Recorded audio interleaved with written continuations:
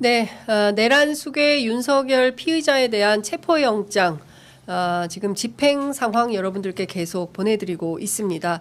관련해서 오늘 두 분 모시고 말씀을 좀 들어볼 텐데요. 김용남 전 개혁신당 정책위 의장 그리고 구용의 CBS 논설위원 두 분 모셨습니다.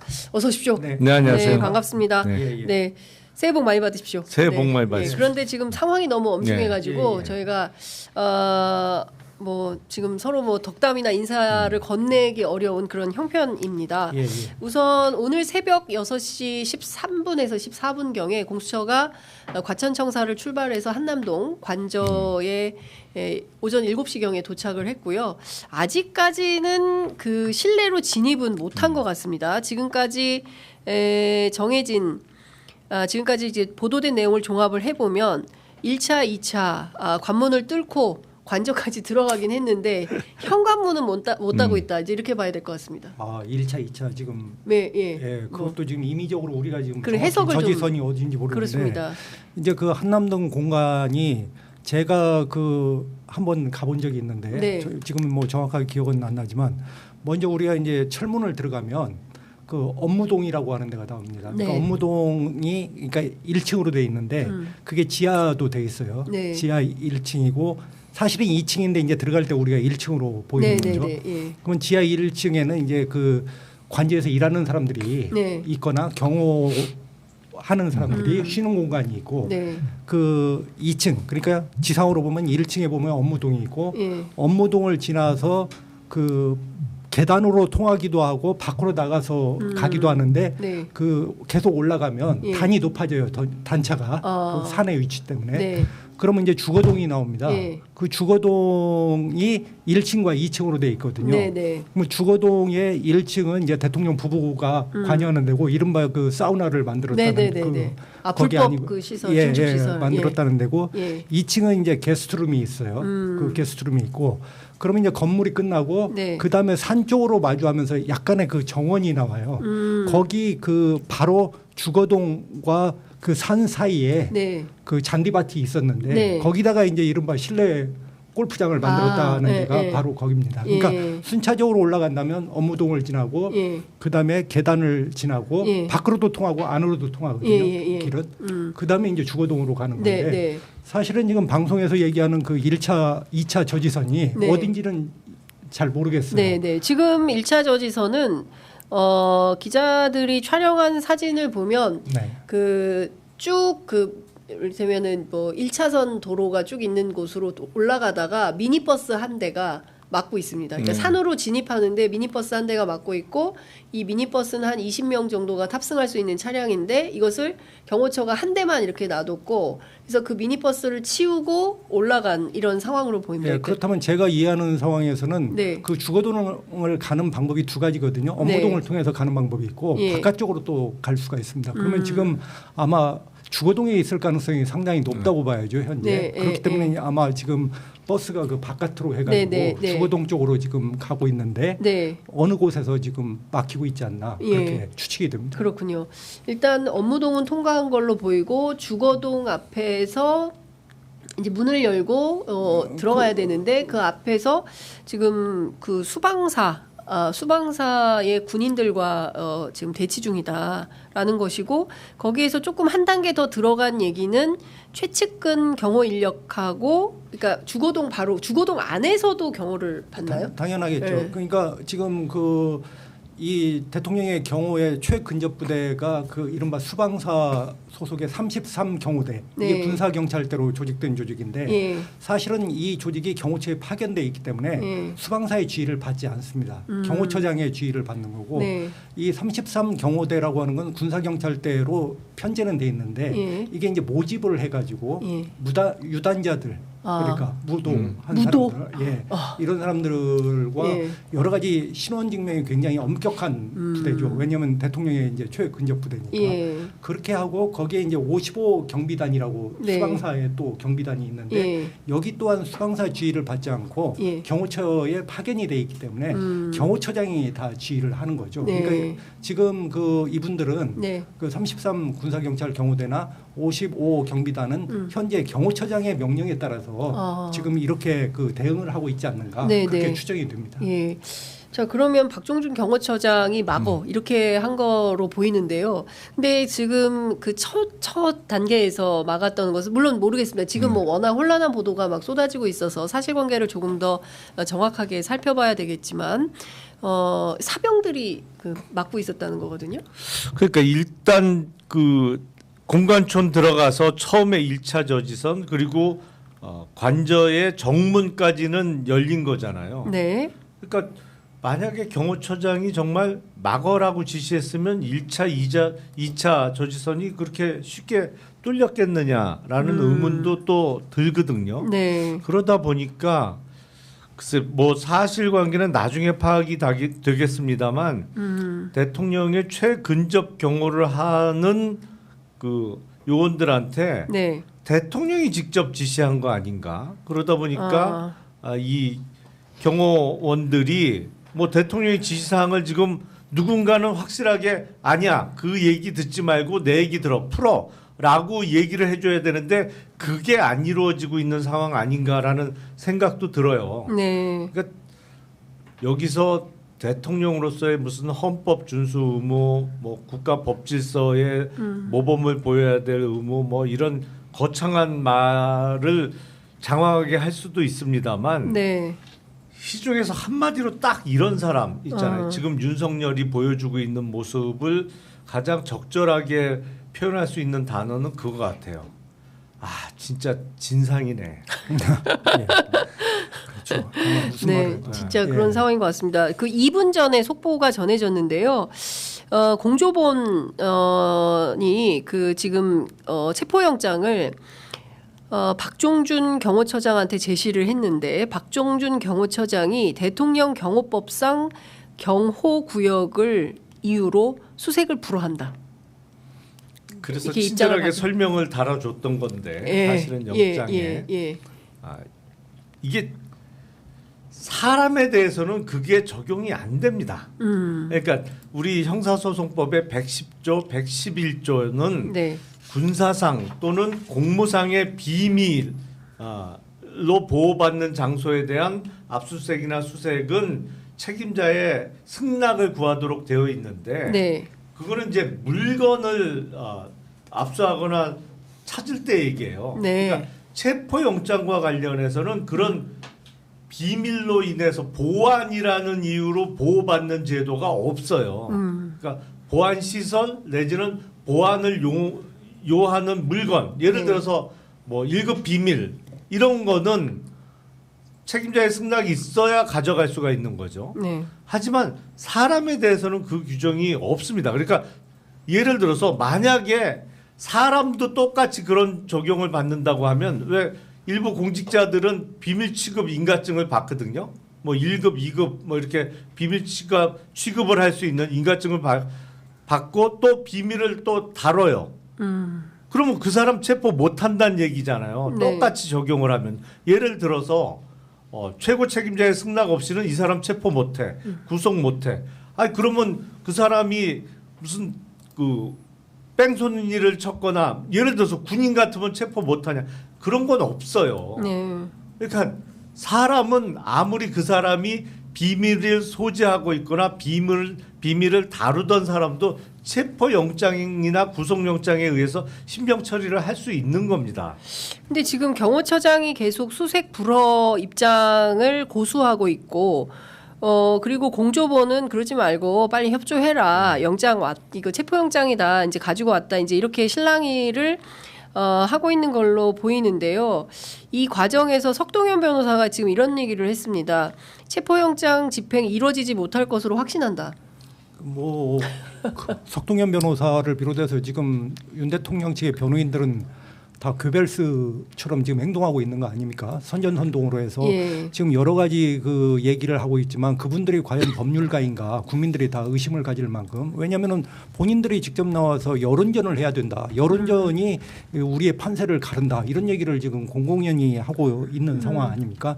그러니까 지금 현재는 그 공수처가 들어가서 대통령을 일단 만나야 될 거 아닙니까? 근데 지금 대통령을 지금 못 만나게 하고 있는 거죠. 왜냐하면 경호 구역 내에서 수색을 허락할 수 없다라고 하는 게 지금 경호처장의 지금 얘기로 전해지고 있는 거니까. 그렇기 때문에 아직까지는 그 공수처가 대통령을 대면하지 못한 것으로 보이고요. 그러니까 아까 김용남 변호사 말씀하신 것처럼 그 체포하러 갔기 때문에 체포의 피의자가 어디 있는지를 알려면 수색을 해야 되는데 그렇죠. 지금 수색을 못하게 지금 하고 있는 거잖아요. 예. 그리고 아까 말씀하신 대로 이건 대통령의 명령이 아니라 대통령의 명령이라고 해가지고 경호처 직원들이 받는다면 이거 위법하죠. 그렇습니다. 네, 경호처장을 통해서 그 명을 해야지. 만약에 이 33 경비대나 이 경호원들이 대통령의 명을 받고 한다면 이 자체로 대통령도 문제고 그 사람도 그 말을 들을 의무가 없는 것이고. 근데 사실 이 상황이면은 최상목 대행이 그렇죠. 입장을 밝혀야 되는 거 아닙니까? 그러니까 보다 명백하게 하려면 분명하게 하려면 좋다. 그러면 여기가 군사상 비밀을 요하는 지역이라고 치고 이제 대통령 관저는 보통 그러니까요. 그러면 장소에 들어가는 거에 대해서 책임자의 승낙을 요구한다고 하면 지금 이 상황에서 책임자는 누구냐? 최상목 권한대행이에요. 왜냐하면 윤석열은 지금 직무가 정지되어 그렇습니다. 있기 때문에 어떠한 지시나 명령을 할 수 없는 상황입니다. 그러니까 여기서 최상목 권한대행이 경호 풀어 그러면 책임자의 승낙이 있는 거예요. 그래서 이거를 조금 분명히 해줘야 되는데 자기 역할을 조금 뭐랄까요? 다 못하고 있는 거 아닌가 이런 생각이 좀 들어요. 근데 사실 지금 뭐 헌법재판관 2명에 대해서는 또 기괴하게 임명을 하고 또 특검에 대해서는 거부를 하고 그러니까 좀 약간 편의적인 발상을 하고 있는 걸로 보이는데 지금 이렇게 온 나라가 난리가 난 뭐 보니까 제가 오늘 새벽에 현장에 다녀왔는데요. 그 외신 기자들이 벌써 와 있더라고요. 일본 기자들 참 부지런합니다. BBC 기자도 부지런하고 한국 기자들 못지않게 외신 기자들 부지런하게 막 벌써 갔더니 일본말 영어 다 들려요. 아니 전 세계 이런 일이 또 있겠어요? 그러니까요. 전 세계에서 이런 현장 취재를 어느 기자가 할 수 있겠습니까? 그러니까 제가 보기에는 중국말은 안 들리던데. 저는 그러니까 지금 상황을 보면 정말 우리가 500년 전에 어떤 조선시대인가 할 정도로 착각이 드는 거예요. 사실은 이런 일이 이렇게 빚어진다는 게 이게 지금 법에도 없는 절차들이 계속해서 새로 생겨나고 또 우리가 어떤 물론 윤석열 대통령이라는 사람이 왕은 아니지만 왕처럼 해가지고 이렇게 해서 버티고 들고 있고 이런 그 시대적 상황이 500년간 이렇게 500년 전의 일처럼 지금 된다는 게 저로서는 도저히 상식적으로 이해할 수 없고 지금 그리고 윤 대통령이 저렇게 버티고 있다면 제가 볼 때는 최상목 대행의 역할도 중요하지만은 공수처가 동시에 그 경호처장에 대해서 특수 공무집행 방해로 빨리 그 체포영장을 법원에다 청구를 해서 지금 이렇게 해서 바로 집행을 동시에 이루어질 수 있도록 가보죠. 왜냐하면 법원도 굉장히 지금 상황을 유심히 보고 있지 않습니까? 그렇기 때문에 이 상황에 대해서 법원도 긴급하게 개입할 의무가 있는 것이고 그런 식으로 좀 하나하나 절차를 밟아가야 되지 않을까 그렇게 생각이 듭니다. 제가 보기엔 그 박종준 경호처장에 대해서는 체포영장이 필요 없고요. 이게 왜냐하면 지금 현행범이거든요. 그렇죠. 현행범이죠. 특수공무집행방해의 현행범이기 때문에 그 경찰이 그냥 잡아가면 됩니다. 현행범은 뭐 누구나 체포할 수 있기 때문에. 박종준 처장도 현행범으로 체포가 가능한 건가요? 현행범이죠. 지금 방해를 하니까. 근데 주장은 어쨌든 경호법 위반이다 이렇게 주장을 하는데 그거는 맞지 않다라는 말씀이시고. 그렇죠. 그러니까 바로 그냥 아무 경찰이나 잡아가면 되는 건가요? 사법경찰관이면 그냥 잡아가면 돼요. 왜 안 잡아갑니까? 그분의 입장이지. 빨리 잡아가야 되는 거 아닙니까? 그러니까 공수처장이 뭐 최대한 예의 있게 한다고 했으니까 지금 뭐 인내심을 가지고 있는지 갖고 지금 이렇게 상황을 하는지는 모르지만 이건도 어느 정도 시간이 되면 결정을 해야 될 문제가 아닌가 그렇게 생각이 듭니다. 아니 오늘 못하면 점점 힘들어질 거예요. 왜냐하면 일정의 뭐 공성전 얘기도 나오고 뭐 이거를 전투에 비교해서 많이 얘기합니다만 비교하자면 일단 저쪽에 1차 전투의 승리로 비춰질 가능성이 높거든요. 그렇죠. 그러니까 뚫고 들어갔을 때 끝내야지 이걸 여기서 머뭇거리다가 후퇴해서 다시 나오면 다음에는 거기 골목부터 더 힘들어져요. 그렇죠. 들어가기가 훨씬 힘들어질 거예요. 그러니까 아까 외신 기자 말씀을 잠깐 하셨습니다만, 야 진짜 이게 부끄러운 일인데 세계 어디서 이런 구경을 또 할 수 있겠어요. 현직 대통령인데 그러니까요. 지금 법원에 의해서 발부된 영장에 불응하고 안 나오고 있어. 그래서 잡으러 갔더니 경호처 직원들이 막고 있어. 네. 대치하고 있는 이런 거 저는 다른 나라 어디에서도 본 적이 없는 것 같아요. 그러니까 예전에 이제 제가 그 초년병 시절에 그런 얘기 들었어요. 저 삼풍백화점 무너지고 성수대교 무너지고 이럴 때, 야, 그 자기네 나라 가면은 뉴스거리가 없어가지고 뭘 써야 되나 고민인데 한국은 매일 뉴스가 터진다. 그 여기 특파원 떠나기 싫다. 뭐 이런 얘기를 한다는 얘기를 들었는데. 지금 딱 그런 상황이 돼버린 그러니까 외신 기자 입장에서는 야 진짜 예. 내가 이 타임에 한국 와 있어서 다시는 구경할 수 없는 진짜 영어로 얘기하면 once in a lifetime 아니에요? 살아생전에 언제 또 이런 걸 또 보겠어요. 근데 기가 막힌 건데 지금 그 MBC 그리고 여러 언론들 종합을 해보면 어쨌든 지금 그 미니버스가 이제 그 딱 막고 있고 그거를 좀 움직였나 봐요. 그 차량을 좀 그 경찰 공조본 그 수사관들이 가서 미니버스를 움직여가지고 진입은 좀 하고 있는 것 같은데 중요한 것은 그 수색 자체가 안 되게 막고 있다면 근데 이 사람도 어디 있는지 찾아야 될 거 아닙니까? 박종준은 어디 있는 겁니까 지금? 저는 오늘 만약에 그 공수처가 윤 대통령을 체포하지 못한다면 공수처는 해산해야 된다고 봐요. 오늘 실패할 경우는 6일까지 장담할 수가 없거든요. 그렇죠. 김용남 변호사님 말씀처럼. 그렇기 때문에 오늘 그 해산을 각오하고 이 조치를 해야 되고 결국에 저는 뭐 윤 대통령이 체포될 수밖에 없다고 생각합니다. 지금 어떻게 보면 우리가 글쎄 영화의 비유를 하는 게 적절한지는 모르겠습니다만은 어떤 최대 빌런이 있어요. 그럼 최대 빌런이 계속해서 악행을 마지막까지 그 행하잖아요. 그래서 저는 지금 윤 대통령의 행위가 지금 굉장히 그 행위 자체로 봤을 때 거의 영화로 본다면 클라이막스에 와 있다. 예. 이미 클라이막스에 지금 와 있는 거고 결국은 오늘 좀 시간이 얼마나 걸릴지는 예상할 수 없겠지만은 그 공수처가 반드시 체포를 해야 되고 체포를 할 수밖에 없는 상황으로 끝날 것이라고 저는 예상을 해봅니다. 근데 지금 이런 입장이 나왔습니다. 윤 측 입장인데요. 체포영장 집행하면서 물리적인 충돌을 하면 독직폭행이다. 그러니까 이거 어디서 봤냐면 한동훈 그때 그 그렇죠. 누구죠? 같이 그 채널 A 사건 때 정진웅 변호 검사인가 그 있었지 않습니까? 예. 그러니까 독직폭행으로 걸겠다. 그러니까 할 수 있는 모든 협박은 다 하고 있는 것 같습니다. 말도 안 되는 소리고.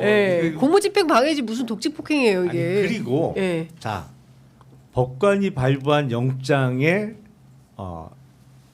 글쎄 이의가 있다. 반대 의견이 있다. 이 영장 발부가 잘못됐다. 그러면 다툴 수 있는 법률적인 방법이 있어요. 주로 제일 많이 이용되는 게 적부심 절차입니다. 일단은 어느 누구도 체포나 뭐 구속에 물리적으로 반항한다? 그러면 공무집행 방해가 추가가 되는 거예요. 법률적인 방법은 법관이 발부한 영장에는 일단 응하되 이거에 대해서 일종의 이의를 제기할 수 있는 이게 과연 이 체포나 구속이 적절했느냐 아니면 부적절했냐를 다툴 수 있는 거기는 뭐 위법도 당연히 포함되는 것이고요. 적부심을 신청해야죠. 이게 물리력으로 막는다는 거는 어느 깡패 집단도 이렇게는 안 해요. 그러니까 그 선전선동을 우리가 주목할 필요가 없을 것 같아요. 그 사람들이 하는 소리가 정말 그 방송에서 얘기할 수는 없지만 정말 X 소리 아닙니까? 말이 안 되잖아요. 그게 우리가 그 사람들이 지금 하는 말들에 대해서 우리가 저 언론들이 보도를 하는데 저도 이제 몇 가지를 소개해드릴 수밖에 없는데 그 국회에 군대를 보내도 대통령의 통치행위다. 이것은 사법심사 대상이야. 이걸 가지고 뭘 따집니까? 이런 말을 가지고 또 뭐 이걸 논리를 가지고 대응할 필요가 없죠. 또 대통령은 내란죄의 그 주체가 될 수 없다. 그러니까 그런 식의 발언이기 때문에 지금 이 사람들은 어차피 법률적으로 굉장히 쪼이는 상태란 말이에요. 도저히 법률적으로 논리적으로 대응할 수 없는 영도 대응할 수 없는 단계이기 때문에 이런 식으로 괴벨스식으로 말도 안 되는 행위 그 말 자체로 지금 국면을 갖다가 자꾸 하려고 하는데 네. 이럴수록 계속 늪은 깊어진다. 늪은 깊어질 수밖에 없고 결국 윤 대통령은 지금 모든 국민들이 바라는 것처럼 그 바라는 것을 떠나서 지금 윤 대통령의 신병이 확보되지 않고는 온 나라 국민이 평안하게 잠을 잘 수가 없는 상황이거든요. 맞습니다. 왜냐하면은 아까도 조선 500년 전 얘기했지만 이런 사람을 본 적이 없거든요. 네. 이렇게 막달의 빌런 중에 빌런. 제가 보면은 반지의 제왕에 보면 거의 사우론 같은 그 급의 저 예. 인물인데 네. 이것은 정말 폭파되지 않고 어떻게 저걸 해소될 수 있을까라는 정도의 그 지금 대응이거든요. 그다음에 우리가 봐온 그 윤석열 그 개인의 캐릭터. 전에도 한번 이 방송에 나와서 캐릭터를 보면 딱 윤석열이에요. 이 자체가. 네. 왜냐하면 자기가 어떤 대단한 자기 나름의 명제를 세우고 그것을 마치 돈키호테처럼 달려가서 자기는 그 순교하는 것처럼 그렇게 그 다른 사람들에게 여론 플레이를 해가지고 그런 식으로 돌파를 해왔거든요. 근데 국민들이 그 가면을 보지 못한 것이죠. 왜냐하면은 그 당시에는 검찰총장이고 검찰총장이 물론 강력한 권한과 권력을 가지고 있지만 그래도 권력의 1인자는 아니잖아요. 근데 이제 대통령이 됐잖아요. 대통령이 됐기 때문에 모두가 노출돼 있는 거예요. 더 이상 이 사람이 상대할 사람이 없는 거예요. 모든 사람을 뭐 지배한다는 말이 그렇지만은 통치하는 그 자기 권력에 빠져 있는 사람 아닙니까? 이 사람이 어떤 그 말도 안 되는 자기 나름의 그 명제를 세우고 그 명제를 갖다 달성한다고 해가지고 논리도 아닌 그 이상한 논리를 펴가지고 이런 자체가 이 윤석열의 지난 그 20년 30년의 인생이란 말이죠.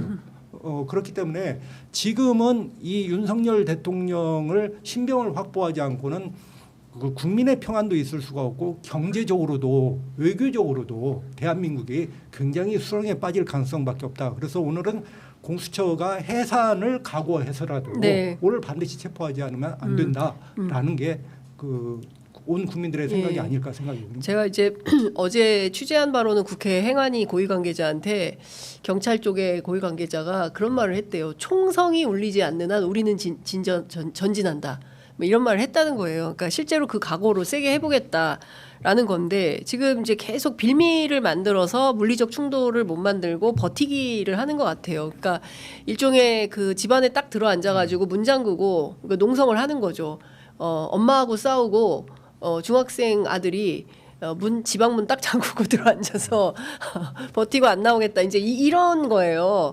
제가 보기에는 참 어른답지 못하고 이게 그리고 바깥에 제가 현장에 갔었는데요. 한 2-3 제가 있었을 때는 새벽역이었기 때문에 한 200-300명 되는 시민들이 계셨어요. 근데 그분들 대체로 연로하신 분들이 많으시던데 그 자기 때문에 그렇게 많은 사람들이 와가지고 있는 것 자체가 참 미안할 것 같은데 뭐 지킵시다 이러면서 와 하고 막 뭐 이러는 건데 지금 나온 소식은 아예 들어눕자 뭐 이런 얘기를 했다는 겁니다. 그래서 공수처장을 또 저 체포해야 된다 뭐 이런 주장도 하고 있고 이렇다는데 뭐 그냥 아무 말 대잔치죠. 아무 말이나 막 하는 거죠. 거기 있으면서. 그러니까요. 예. 아니, 일단 현직 대통령직에 있는 자도 아무 말이나 막 하고 있는데 뭐 그 앞에 계신 분들이야 뭐 따라하다 보면 아무 말 되는 거죠. 네. 조선 시대 때는 이런 왕이 있었을까요? 글쎄 굳이 찾자면 연산군이 가장 비슷한 예쯤 될래나요? 그러니까 연산군하고 윤산군하고 뭐 비슷해 보이기도 하는데 정말 문명 사회에서는 다시 나올 수 없는 국가 정상이죠. 그렇습니다. 그런데 지금 더 심각한 문제는 끊임없이 이 프레임을 강화시키는 게 국민의힘 같습니다. 앞서도 이제 설명드렸지만 권성동 원내대표가 현직 대통령 체포하지 마라 이런 주장을 하고 있고요. 권영세 비대위원장도 비슷한 맥락의 주장을 하고 있습니다. 그러니까 계속 자기를 어떤 하나의 상징으로 삼으면서 바깥의 세력을 진지를 좀 구축하면서 버텨라 이런 시그널을 계속 보내고 있는데 오랜 법조기자 생활하신 우리 구용의 논설위원께서 보시기에 어떻습니까? 아니 아까 아무 말 대잔치의 연속선상이죠. 사실 맞아요. 국민의힘이 이러고 있는데 그렇게 얘기하는데 할 말이 없죠. 그래서 정말 일반적인 그 보통의 시민들이 봤을 때는 이성을 잃은 집단이다. 이렇게밖에 그 같은 말을 번복할 수밖에 없기 때문에 저도 참 이 부분에 대해서 네. 뭐라고 얘기하기가 더 이상 사실은 말이 그렇습니다. 나오지 않는 거예요. 예. 그러니까 지금은 윤석열 체포가 우리 헌법 정신입니다. 왜냐하면 우리 헌법에 현직 대통령에 대한 불소추 특권이 있어요. 그러니까 네. 대통령으로 재임하고 있는 동안은 다른 건 몰라도 뭐 형사 사건으로 신경 쓰게 하지 말자. 직무에 전념하도록 하자. 그러니까 현직 대통령으로 있는 동안에는 어떠한 잘못을 저질러도 형사적으로 기소돼서 뭐 형사재판 받을 일은 없어요. 그게 헌법 정신이에요. 단 예외가 내란죄하고 외환죄를 범한 경우에는 예외예요. 그걸 왜 두 가지 경우에만 예외로 규정을 했겠어요. 만에 하나 우리가 헌법을 제정할 때 이런 경우까지 상정했는지는 정말 모르겠습니다만 우리 헌법을 만든 헌법의 아버지들이 참 훌륭하신 분들이었어요. 다른 건 다 일단은 밀어두자. 어떠한 잘못을 저질러도. 비근한 예로 살인죄를 저질러도 현직 대통령이 사람을 죽인 경우에 기소 못합니다. 임기가 끝난 다음에나 형사 절차를 시작할 수가 있어요. 단 사람을 죽인 것까지는 일단 미룰 수 있지만 내란하고 외환을 저지르면 이건 용서 못한다가 우리 헌법 정신이고 그게 헌법 규정에 명백히 나와 있어요. 그렇기 때문에 내란과 외환은 예외로 명시적으로 규정을 해놓은 거죠. 근데 이거는 내란이란 말이에요. 이걸 안 잡아놓으면 우리 헌법을 위반하는 거예요. 이거는 딴 거는 다 일단은 용서하거나 밀어줄 수 있지만 절대로 용서 못한다고 규정한 게 내란과 외환인데 내란을 저질렀잖아요. 그러면 당연히 잡아 넣는 게 우리 헌법이죠. 지금 국민의힘은 진짜 말도 안 되는 헛소리 하고 있는 거예요. 네. 그러니까 지금 이거 보면 이 자체가 지금 헌법 유린이잖아요. 네, 이 지금 오늘 보는 행동, 우리가 보는 그 장면 하나하나가 이미 탄핵 사유에 중대한 사유에 해당하는 행태라고 저는 보는데, 네. 그러니까 아까 그 비이성적인 집단들의 그 언어에 대해서 우리가 이걸 갖다가 다시 품평하는 자체가 우리 자체가 굉장히 오염될 수가 있고 이런 걱정이 있는데 저는 이게 어떤 좀비화되고 있는 것 같아요. 그러니까 그 사람들도 뭔가 좀비한테 물려가도 또 좀비가 되고 하는 일군의 집단들이 예. 특히 저번에 그 국무위에서 이제 최상목 권한대행이 네네. 헌법재판관 2명을 할 때 그 국무위에서 이제 발언한 사람들 그 보도가 되지 않았습니까? 그러면 거기에 이제 방통위원장 직무대리라고 하는 사람, 그 다음에 또 권익위원장이라고 하는 사람, 그 다음에 이제 유상범 의원의 친형 그 과기부 장관이라는 사람들, 이 사람들은 정말 나는 좀비처럼 되고 있지 않는가. 사실은 우리가 국무위에 방통위원장 직무대행이에요, 더구나. 뭐 저 방통위원장도 아니고 방통위원장 직무대행이 국무회에 참석할 이유가 없는 거예요. 권익위원장도 마찬가지예요. 사실은 국무위원이 장관 그 15명인가 16명에다가 배석자라고 해가지고 10명 정도 서울시장 뭐 금융위원장 그다음에 그 공정거래위원장 이렇게 해가지고 배석을 할 수 있도록 돼 있어요. 사실은 배석자라고 참석할 수 있는지도 의문인 거예요. 물론 배석자의 범 넓혀가지고 배석자라고 할 수 있지만 이 자체가 저는 법 위반이라고 봐요. 근데 이 관행이 언제부터 생겼냐면은 사실 노무현 전 대통령 때 이 관행이 생겼어요. 그러니까 그 당시에 예를 들어서 권익위원장 뭐 정확히 제가 기억은 안 나지만 권익위원장이 국무회에 오도록 한 거예요. 예를 들면. 근데 권익위원장은 원래 의안 발의나 현안이 있을 때 참석을 하게 돼 있어요. 그렇고 그렇지 않을 때는 국무총리를 통해서 총리실을 통해서 국무위에 이렇게 의견을 제시하도록 돼 있거든요. 근데 이게 어느 날부터 이 국무위에 그 배석자들이 뜬금없이 늘어난 거예요. 그런 사람들이 국무위에 와가지고 저 최상목 권한대행이 저는 뭐 위대한 결정을 한 것도 아니라고 봐요. 사실은 그 좀비들 때문에 반대로 최상목 권한대행의 행위가 지금 오히려 크게 비춰지는 거지. 굉장히 정상적이고 또 정상적이면서도 제대로 또 결정도 못한 거 아닙니까? 한 명은 선택적으로 자기가 임의대로 그냥 그 헌법의 그 가치를 어기면서 한 거 아닙니까?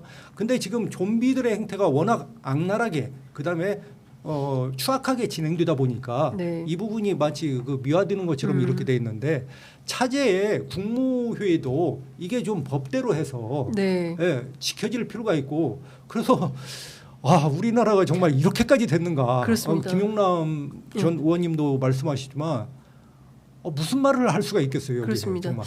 지금 근데 좀 대체로 무책임하다라는 느껴지는 대목은 최상목 대행의 입장인 건데요.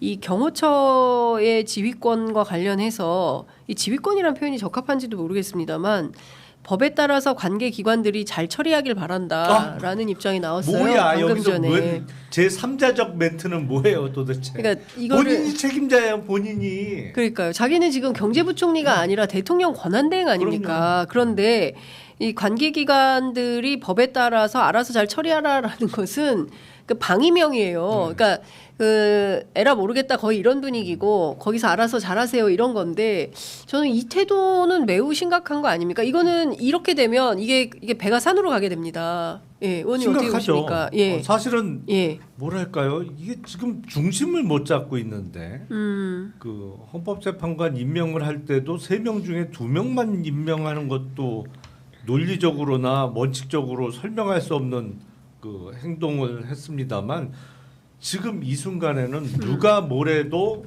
경호처에 대해서 명령 내지는 지시를 할 수 있는 최종 책임자는 대통령 권한대행입니다. 네. 최상목 권한대행이 지시를 해야 돼요. 박종준 경호처장에게 영장 집행에 협조하라고. 이거는 뭐 해도 되고 안 해도 되는 게 아니고 의무예요. 예. 거듭 말씀드립니다만 이게 자기 게 아니잖아요. 그렇습니다. 자, 워딩을 정확하게 읽어드리겠습니다. 오늘 아침 기자들이 경호처에 왜 아무런 지시를 하지 않냐라고 최 권한대행에게 물었는데 어떻게 답변이 나왔냐면 법과 원칙에 따라 그 관계기관들이 잘 처리하길 바란다라는 입장 이외에 더는 드릴 말씀이 없습니다라고 입장을 밝혔습니다. 그러니까 최상목 대행도 지금 좀비들에 포위돼 있는 거잖아요. 겨우겨우 그 2명의 헌법재판관을 임명을 했지만 우리가 그 국무회의 때 그 각자가 나눈 그 언어를 통해서 지금 우리가 그 안의 구조를 갖다가 상상할 수 있는 거 아닙니까? 맞습니다. 추정할 수 있는 거 아닙니까? 그러니까 얼마나 좀비처럼 둘러붙어 가지고 지금 그걸 못하게 하고 저런 식으로 하면서 하는 건지. 근데 이거에 대해서 정말 저도 이번에 특히 생각하는 것은 우리나라의 공복이라는 것이 과연 있는가? 그렇습니다. 예, 공복이라는 것이 있는가? 정말 이 어떤 그 예전의 선비라고 할까요? 네. 뭐 이런 상황에서 어떤 자기 몸을 던지면서 초계같이 이런 상황에 대해서 국민을 향해서 어떤 그 입장을 명확하게 개진하는 분도 한 분도 안 계시고. 대한민국이 왜 이렇게 됐는지 아무리 그 월급쟁이가 됐고 정말 각자의 갓난 신고를 겪고 사는 게 인생이라고 하지만 이 사람들이 국민의 세금을 받아 먹으면서 이렇게 비루하게 살아가야 되는가? 그 무슨 그 훗날의 영광이 있고 그 자기 자손들에게 무슨 할 말이 있겠는가? 이런 생각을 하긴 하는데 참 답답합니다. 이런 한탄을 할 뿐이지 사실은 뭐 저도 강제할 수 있는 게 없기 때문에. 그렇습니다. 그 뭐 기자들도 샐러리맨 된 지 오래됐다라고 하고 뭐 참 그 우리 사회가 많이 이제 좀 강팍해지고 뭐 좀 이렇게 뭔가 막 기계적으로 막 균형 같은 거를 맞추지 않으면 안 되는 상황이 됐지만 지금 이 상황은 이렇게 되면 나라가 어떻게 되겠습니까? 그러니까 저는 다 떠나서 지금 법질서를 형해화시키고 있는 거거든요. 근데 그 부분에 대해서 지금 2시간째 지금 대치를 하고 있는데 이게 지금 길어지면 안 될 것 같습니다. 그러니까 윤석열 체포와 관련해서 최상목 대행의 오늘 같은 워딩은 상황을 조금 바꿔서 생각하면 마치 그런 거예요. 예를 들어서 적국이 대한민국을 침략했어요. 미사일을 쏘고 이제 넘어오기 시작했어. 그러면 우리도 그야말로 뭐 진돗개 발령하고 군사적으로 해야 될 거잖아요. 근데 지금 이 상황에서 국군 통수권자는 대통령 권한대행이에요. 권한대행이 국군 통수권을 갖고 있단 말이에요. 근데 그 권한대행이 아니 그거 뭐 나는 잘 모르겠고 관계기관 간에 잘 협의해서 저 적국한테 다시 물러나라고 얘기를 좀 누가 나 대신 해보던지 아유 난 모르겠으니까 좀 알아서 해결해 보세요 라고 나오는 거하고 똑같아요. 지금 이거 빨리 후임 대통령 빨리 뽑아야지. 불안해서 못 살겠어. 이거 엉망이에요, 엉망. 그러니까요. 예, 추상목 권한대행이 최소한 어떤 구체적 지휘는 할 수 없더라도 일반적 지휘를 할 수가 있잖아요. 네. 그 대통령 직무대행이기 네. 때문에. 그러니까 법과 원칙에 따라서 헌법과 법 절차에 따라서 네. 그 이미 제시된 영장은 그 법대로 집행이 돼야 된다. 이런 네. 정도 발언만 해도 뭐 네. 박정준을 구체적으로 언급할 것도 없이 이렇게 해야 되는데 좀 상황이 좀 답답하고요. 네, 그렇습니다. 사실은 근데 이제 윤석열이라고 하는 제가 좀 오늘 이제 보면서 캐릭터를 다시 한번 좀 살펴보는데 그 이분이 사실은 아까 어떤 그 자기만의 어떤 명제를 갖다 설정하고 명분을 설정하고 이제 막 무조건 무식하게 돌파를 한단 말이에요. 네. 그 물불 안 가리고 그다음에 그 누구 얘기도 듣지 않고 그런 식으로 해가지고 이분이 그 서울중앙지검일 때 늘 싸웠어요. 왜냐하면 법원에서 이제 영장이 기각된다고 해가지고 네네. 영장을 기각하잖아요. 네. 그러면 그때마다 그 서울중앙지검이 발표를 하는 거예요. 윤석열 중앙지검이 지검장일 때. 네. 그래가지고 횟수를 세보지는 않았지만 10번 이상이에요. 2년간 재직을 했는데 법원에서 영장을 기각할 때마다 이 차장이 됐든 관련 차장이 늘 성명서처럼 이렇게 기자들한테 발표를 해요. 그래가지고 이제 또 법원도 발끈하고 이렇게 해요. 예를 들어서 보면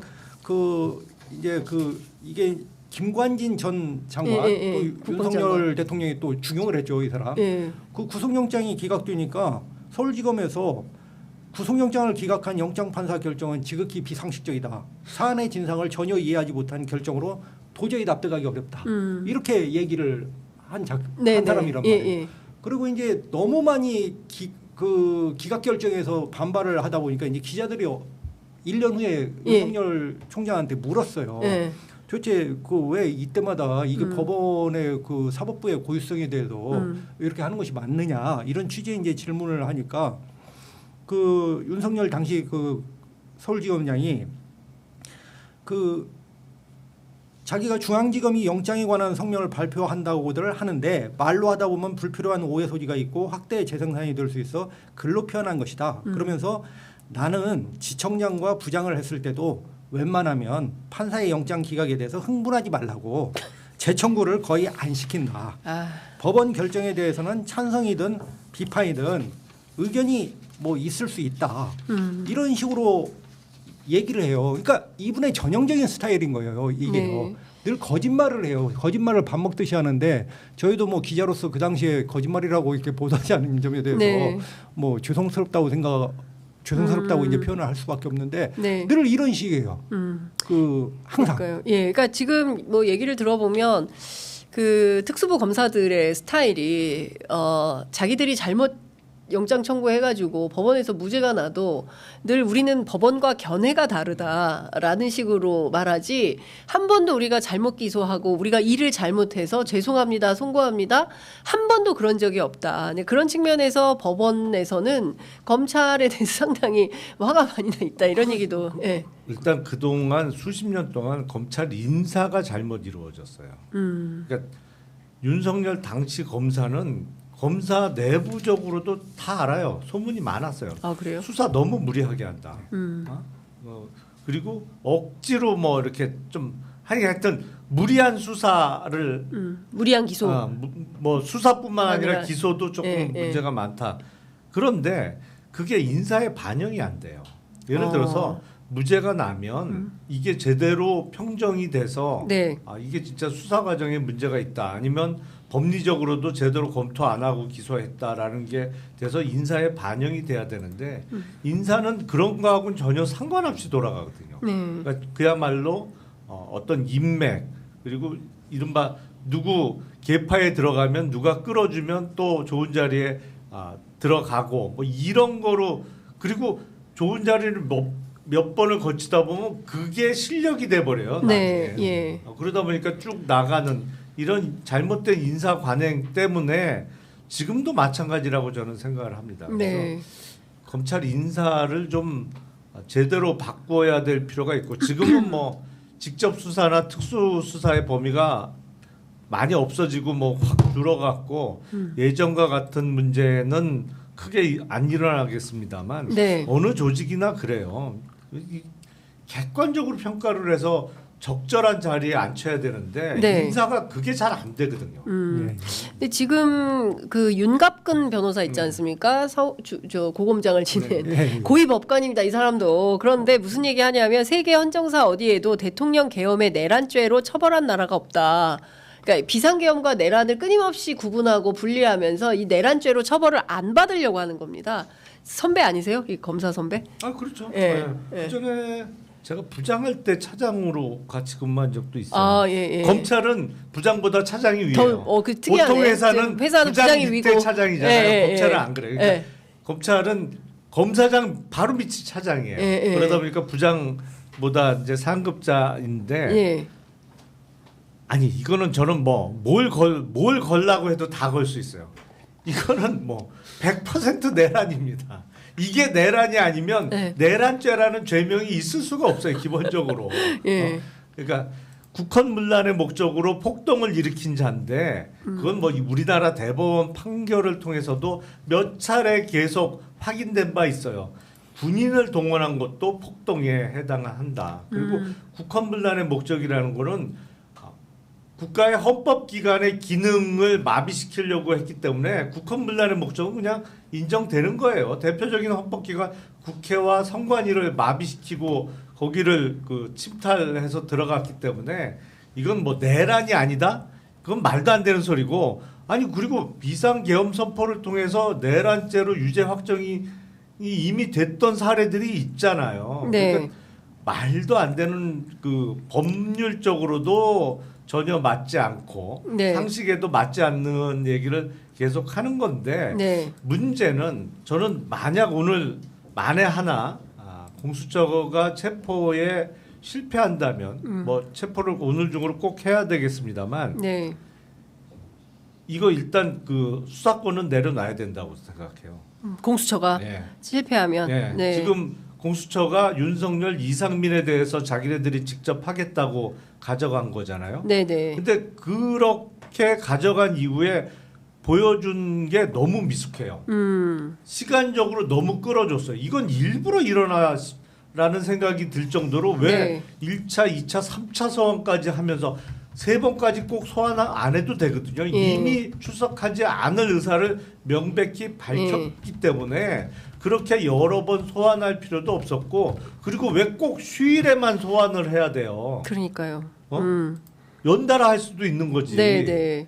그러면서 시간을 벌어줬기 때문에 오늘과 같이 이렇게 버티고 지지 호소를 통해서 사람을 끌어모을 수 있는 여유를 줬단 말이에요. 그러니까 빌미는 차라리 제가 보기에는 경찰과 공수처가 준 거 아닌가. 그러니까 이거를 사실 수사는 밀행성이 있는 것이고 신속성이 필요한 건데 신속하게 체포를 해야 되는데 벌써 2시간째 이렇게 대치가 진행 중이면 답답해. 근데 여기서 공수처가 해산하든 이거는 저는 부차적인 문제인 것 같아요. 그러니까 그건 나중에 책임을 물어서 하면 되는 거고 지금 중요한 것은 내란 속의 윤석열에 대해서 체포영장 집행이 만약에 무산이 된다면 그리고 내일 해도 됩니다. 어차피 6일까지니까 내일 해도 되고 모레 해도 된다. 이렇게 주장을 할 수는 있는데 못해요. 현장 상황에서 더 많은 인파가 모일 거고 그렇게 되면은 기세에서 밀리는 거 아니겠습니까? 그렇죠. 그럼요. 수사는 기세인데 저도 사실은 지금 공수처의 행동을 의심 반 불안 반으로 사실은 지켜보고 조마조마해요. 공수처에 대해서 저도 절대적으로 신뢰가 어느 정도냐면은 신뢰가 거의 별로 없다. 저도 그렇게 생각을 합니다. 현장을 취재하면서 이제 작년 6월까지만 해도 저는 좀 공수처가 그래도 뭔가 좀 하지 않을까. 사실은 이제 공수처 쪽에 제가 바라왔던 게 전현희 전 권익위원장에 대한 감사원의 수사 문제.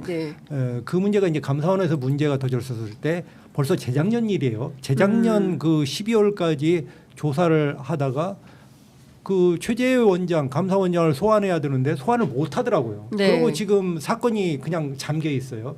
그러고 있다가 작년에 이제 최상병 사건으로 수사에 나섰는데 누굽니까? 국방부 장관이 호주런하고 그 사람을 했는데 그 사람이 돌아온 뒤에도 지금 그 전직 국방부 장관이에요, 이종석. 그렇죠. 그런데 소환 조사 한번 못 하더라고요. 그래서 사실은 제가 공수처를 거의 1년 반 이상 유심히 지켜봐 왔는데 굉장히 공수처 자체가 능력이 떨어지고 또 어떤 그 수사기관으로서 지금 단호한 어떤 그 법 집행에 대한 그 의지가 있어야 되는 거 아닙니까? 그 법 집행에 대한 의지에 대해서도 저는 사실은 좀 의문을 가지고 있는데 이 자리에서 이제 이걸 가지고 가면 또 한이 없는 것이고 현재는 이미 벌어진 일이기 때문에 이것을 반드시 공수처는 마무리해야 되고 우리가 자꾸 이제 공수처에 지금 문제를 삼는다면 한이 없겠죠. 사실은 그 공수처가 왜 검찰과 합동수사본부를 구성하지 않았는가 이런 것 때부터 실책이라고 봐요. 사실은 공수처가 어떤 능력과 의지에 있어서 문제가 많은 문제를 가지고 있는데 자기들이 지금 와가지고 그동안 뭐 한번 그 거의 구속영장 청구도 못 해봤잖아요. 성공한 사례가 없잖아요. 예. 성공한 사례가 없기 때문에 지금 그 윤석열을 피의자로 데려왔을 때 과연 공수처가 며칠을 가지고 있어야 되고 그 또 검찰은 또 며칠을 가지고 있어야 되는지 또 그런 지금 가보지 않은 그 새로운 것들이 도래하고 있기 때문에 근데 지금 단계에서는 공수처에 대해서 제가 이 불안한 시설을 보고 있지만 자꾸 불안한 시설을 강조하다 보면 오늘 일이 혹시나 그르칠까 봐서 조심스럽게 하는데 좀 강력하게 오늘은 정말 죽어서라도 그 자리에서 돌아오면 안 된다고 생각합니다. 죽어서라도 돌아오지 마라. 이제 이런 말씀을 좀 주셨는데 그만큼 지금 지금 정말 그 위중한 상황입니다. 여기서 밀리면 다시 기회도 없는 거예요. 그렇죠. 그런데 지금 2시간이 넘게 대치가 진행 중에 있는 것이고 그리고 또 한 측면에서는 어떤 문제가 있냐면 앞서 이제 기세 말씀도 좀 드렸지만 이렇게 되면은 그 완전하게 그러니까 소위 얘기하는 내란 세력들이 활개치고 우리가 반전했다. 거봐라, 내가 영장 청구 안 된다고 하지 집행 안 된다고 하지 않았냐라는 주장이 사실로 확인이 되는 거죠. 그렇게 되면 일단 저쪽은 기세등등해질 거고 점점 힘들어져요. 그렇기 때문에 지금은 그러니까 최상목 어떻게 해야 됩니까? 최상목 대행이 정말 이게 정말 참 말한다고 들을 것 같지는 않긴 합니다만 김용남 의원님 말씀을 좀 들어야 됩니다. 누가 뭐래도 권한 대행이에요. 딴 사람의 뭐 그 책임을 미룰 수가 없어요. 본인이 최종적인 책임을 지는 거고 권한도 본인이 최종적으로 갖고 있는 겁니다. 아니 이게 우리가 윤석열 정부 들어서 하도 이상한 꼴을 많이 봐서 약간 둔감해졌습니다만 이게 절대로 일어나서는 안 될 상황이 지금 일어나고 있는 거예요. 그러면 국정 운영에 어쨌든 이 시점에서는 최고 책임자로서 본인의 책임을 다해야죠. 이거는 해도 되고 안 해도 되는 게 아니에요. 본인의 책임이에요. 이거는 확실하게 정리를 해줘야 됩니다. 경호 풀고 체포영장 집행에 협조하라고 구체적으로 지시를 내려줘야 돼요. 대통령실 경호처는 대통령 권한대행의 지시와 명령을 따라야 되는 기관이에요. 그 사람이 지금 대통령 역할을 하고 있기 때문에. 근데 이렇게 제3자적인 입장에서 툭 던지는 거는 정말 무책임하고 그 자리에 있을 능력이 안 된다는 걸 또 한 번 입증하는 것밖에 안 되는데 누구라도 좀 제 역할을 합시다. 지금 이 상황에서. 그러니까 지금 진짜 누구라도 제 역할을 해야 되는 것이고 누구라도 이제 그 직분을 다해야 된다라는 말씀을 좀 드릴 수밖에 없습니다. 근데 이런 거예요. 그러니까 다 떠나서 지금 우리가 이제 뭐 가야 될 길이 굉장히 멀지 않습니까? 지금 당장 이 체포가 제가 보기에는 긴급한 조치인 것이고 체포 이후에 구속해서 도대체 내란을 왜 일으키려고 했었던 건지 뭐 정말 영구집권을 하려고 했었던 건지 뭐 김건희 통일 대통령 설도 나오는데 뭐 북한을 뭐 어떻게 해서 외환을 진짜 일으키려고 했었던 건지 북한 평양에 무인기는 왜 보낸 건지 대북전단 왜 그렇게 많이 뿌린 건지 이런 것들 다 확인을 해봐야 되지 않겠습니까? 그래서 정말 우리 대한민국을 어떻게 하려고 했었던 건지 그러니까 저는 정말 그러니까 일단은 윤석열 그 피의자를 체포하는 것이 1번 가장 중요하다. 왜냐하면 예. 사실은 공수처가 조사한다고 해서 저분이 아마 50분 자기 얘기할 겁니다. 그리고 지금 같은 논리로 얘기할 거예요. 조사가 제대로 이루어지겠습니까? 뭐 100가지 질문 100개를 질문하고 뭐 준비하고 200개를 준비했다는데 제가 볼 때는 실상 그렇게 이루어지지도 않아요. 어차피 자기 할 말 할 거예요. 59분 대통령인데 2시간 자기 얘기할 거고 그럼 뭐 48시간 다 가서 어차피 체포영장 구속영장 청구를 해야 될 테고 그런 과정에서 최선의 길은 그런 아까 진실이 밝혀져야 되겠지만 저는 그것이 이루어져야 탄핵이 인용이 되고 그래서 일단 결말이 이루어진다고 봅니다. 그 이후에 뭐 진상규명이 더 진전이 돼도 좋으니까 우선은 오늘 그리고 지금 남은 시점이 현재 1월 달에는 신병 확보가 가장 중요하다. 무조건 신병 확보를 해야 된다. 예, 그래야 탄핵 심판도 조속히 끝나는 것이고 예, 모두 연계돼 있기 때문에 그렇습니다. 예, 그렇게 했으면 좋겠습니다. 네, 지금 이제 어찌 보면은 이제 세 가지 트랙이 동시다발로 진행이 되는 건데요. 일단 체포 구속 수사. 이제 이거는 이제 수사기관 검찰과 공수처의 몫인 거죠. 그리고 또 하나는 국회에서 이제 국정조사 시작되지 않습니까? 그래서 국정조사 트랙이 하나가 있고 또 헌법재판소에서 오늘 이제 준비기일이 있기 때문에 준비기일을 또 연장을 할지 아니면은 실제로 기일에 심리기일에 들어갈지 이것은 좀 봐야 될 것 같고 이 세 트랙으로 해서 어찌됐든 꼽히기 전에 3월 봄이 되기 전에 이 문제가 좀 일단락이 돼야 경제 문제나 이런 것들이 좀 풀릴 텐데 그래도 그나마 오늘 어쨌든 체포 영장이 집행된다고 하니까 원달러 환율이 조금 조정되는 조금은 뭐 내려갔고 주식시장 또 올라가는 거 아닙니까? 진짜 주식시장은 조금 올랐는데 만약에 오늘 체포에 실패하면 다시 또 불안해지겠죠. 왜냐하면 그 다음부터는 점점 어려워지고 그러면 저 안에서 무슨 짓을 또 기획할지 알 수가 없거든요. 그러니까 일단 정상인의 범주에는 많이 벗어나 있어요. 그러니까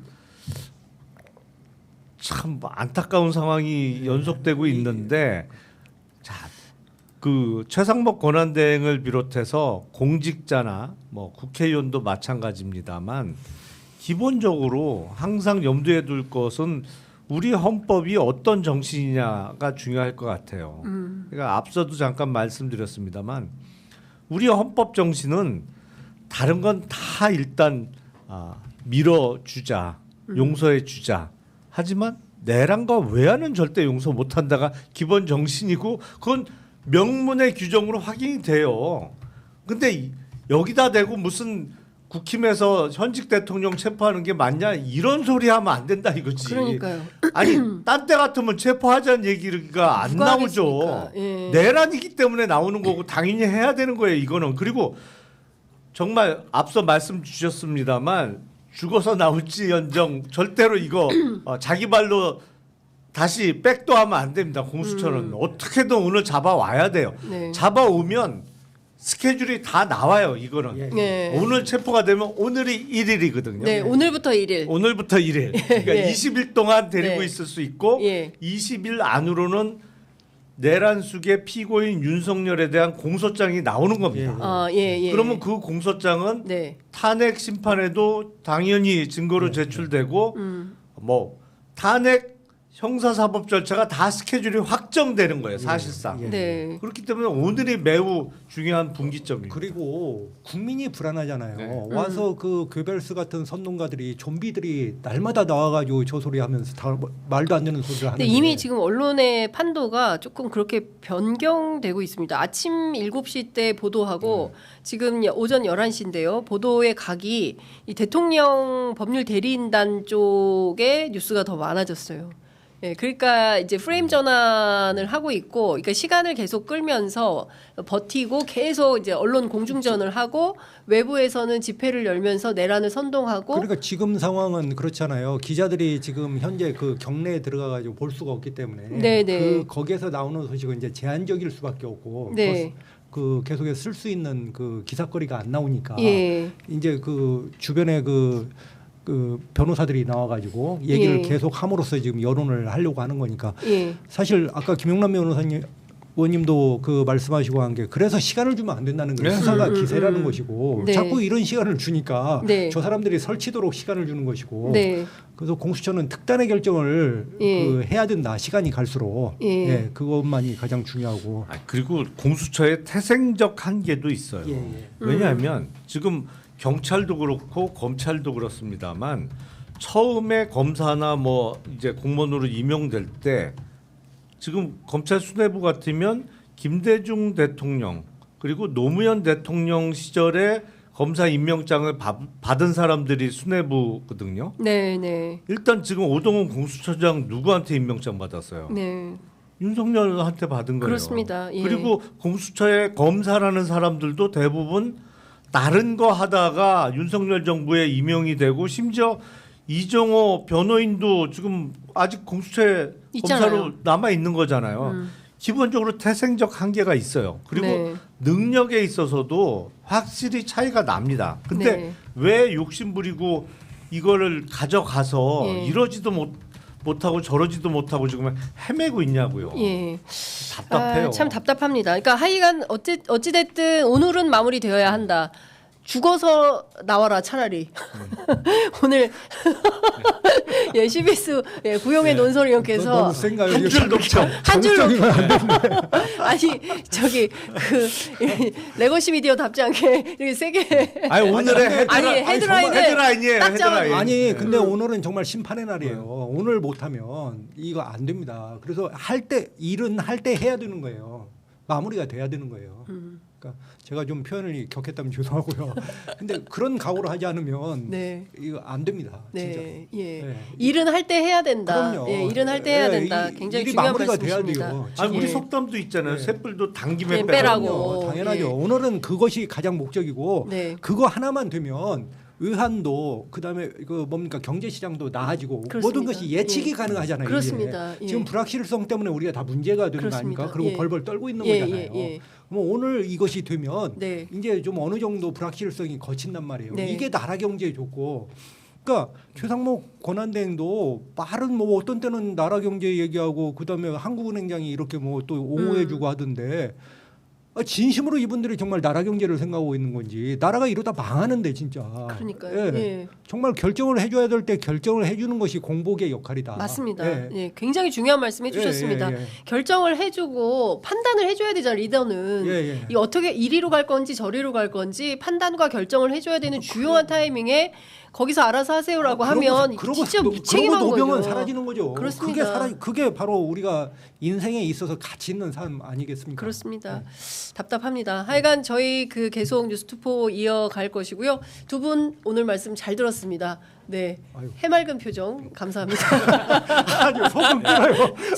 속은 부글부글하지만 네, 굉장히 예, 두 분 말씀 잘 들었습니다. 예, 고맙습니다.